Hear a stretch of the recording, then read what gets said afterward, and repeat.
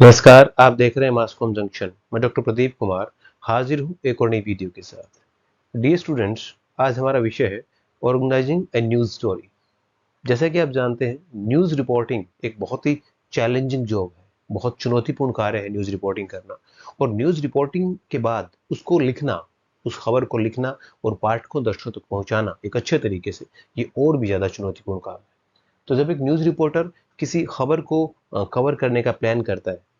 तो उसकी खबर कितनी अच्छी होगी ये डिपेंड करता है कि कैसे उसने सारे एलिमेंट्स को ऑर्गेनाइज किया है, कैसे उसने आइडिया को विजुअलाइज किया है, यानी कैसे खबर कवर होगी और कैसे उसको लिखा जाएगा। अगर ये फॉर्मेट प्री प्लान्ड है, उसके दिमाग में ये चीज़ें पहले से हैं किसी खास प्लान स्टोरी को लेके, तो उसकी प्रेजेंटेशन, उसकी कंटेंट राइटिंग और न्यूज़ रिपोर्टिंग बहुत बेहतर होने वाली है। तो आज इस वीडियो में हम यही समझने का प्रयास करेंगे कि कैसे एक न्यूज़ रिपोर्टर अपनी स्टोरी को ऑर्गेनाइज करता है और बेटर तरीके से प्रेजेंट करते हुए दर्शकों तक एक अच्छी खबर पहुंचाता है।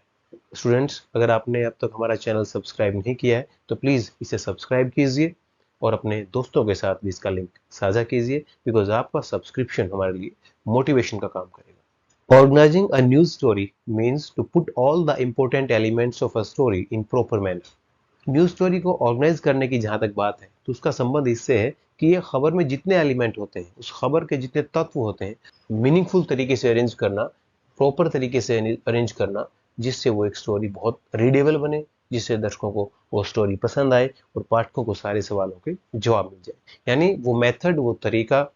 जिसके जरिए एक न्यूज़ रिपोर्टर एक न्यूज़ के जितने भी एलिमेंट्स हैं उनको एक अच्छे तरीके से, एक तरह से उनकी पैकेजिंग करता है और पैकेजिंग के बाद उसकी प्रेजेंटेशन बहुत अच्छी होती है और इससे उस खबर के बारे में पाठकों को सारी जानकारियां मिल जाती है। One must organise a news story in such way that it can create readers interest. अगर एक न्यूज़ रिपोर्टर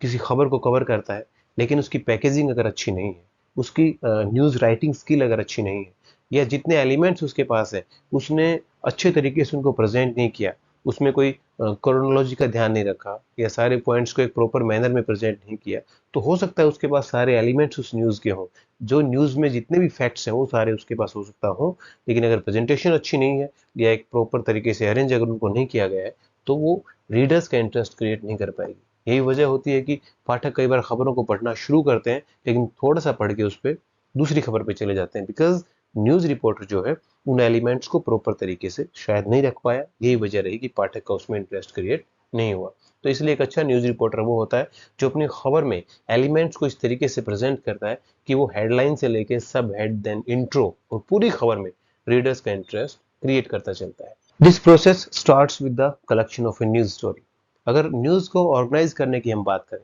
तो जब रिपोर्टर के दिमाग में आइडिया आता है कि मुझे आज ये स्टोरी कवर करनी है या उसे कोई स्पेशल असाइनमेंट मिलता है, तो वो जब अपने ऑफिस में बैठा होता है तो उसी वक्त वो प्लान करता है ऑन पेपर कि मुझे इस खबर में इन इन पहलुओं को कवर करना है, मुझे इस पर्सपेक्टिव से खबर कवर करनी है, मुझे इन इन एंगल से इस खबर को कवर करना है और बाद में खबर लिखते वक्त इस एंगल को मैंने ज़्यादा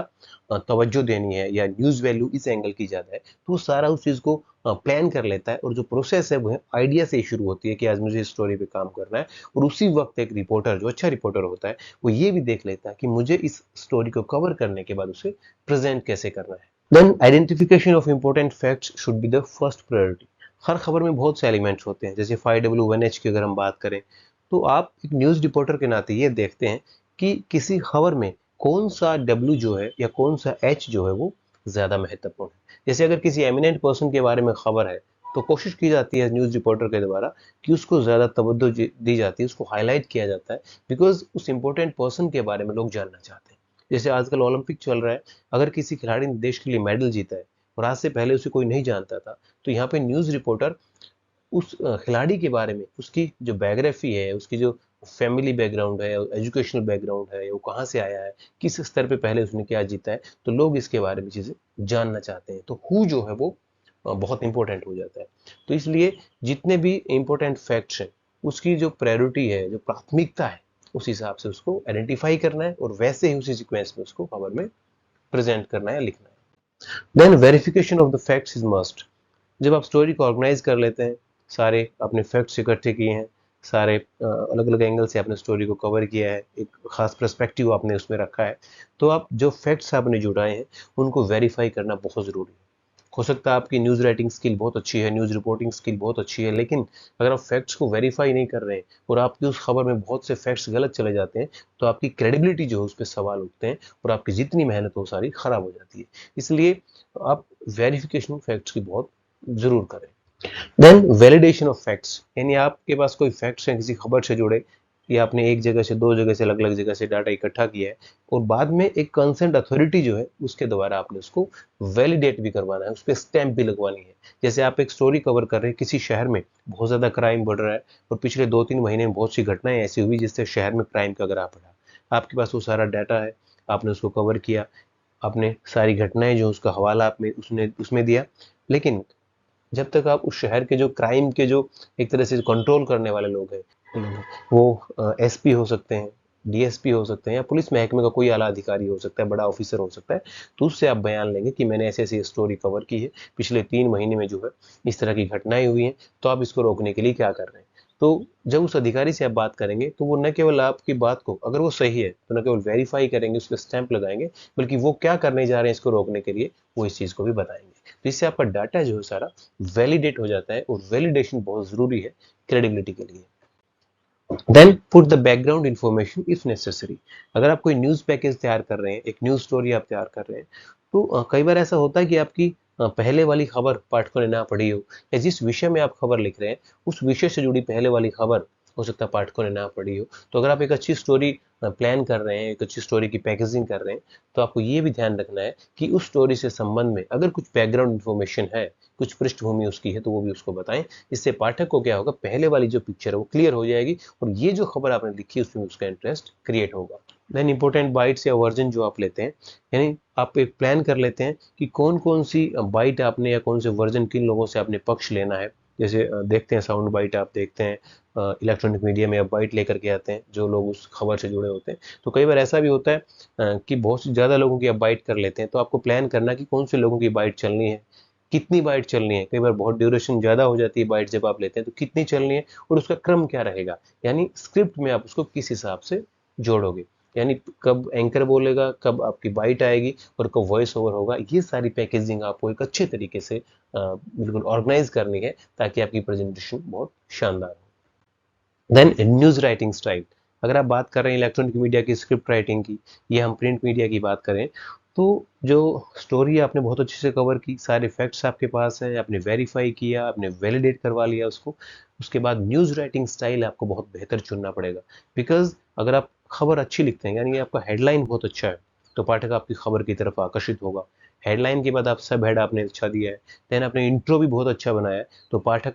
पहले हेडलाइन पढ़ता है, फिर सब हेड, फिर इंट्रो अच्छा लगेगा, देन वो हो सकता है पूरी खबर आपकी पढ़ ले। तो इसलिए न्यूज़ राइटिंग का स्टाइल आपका ऐसा होना चाहिए कि पाठक आपकी पूरी खबर को पढ़ ले, यानी हर चीज़ को अपने अच्छे तरीके से प्रेजेंट करना है।